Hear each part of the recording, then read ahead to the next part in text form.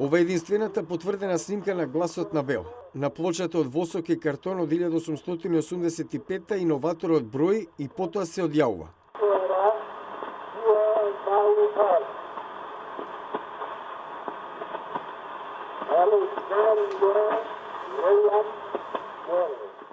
Карлин Стивенс е кустоска на изложбата "Слушни го мојот глас".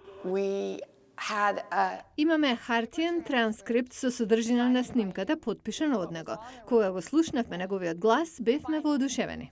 Изложбата е составена од дел од музејската колекција на лабораторијата Волта на Бел во Вашингтон.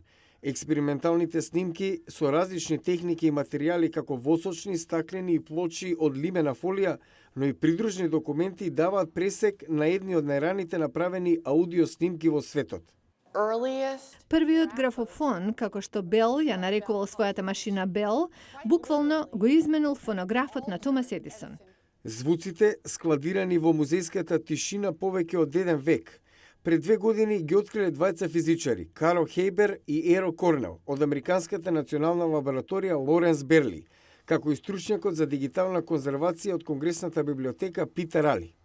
Тој објаснува дека со помош на неинвензивна техника, наречена Айрин, виртуелна игла го репродуцира звукот од старите плочи, без да ги допре.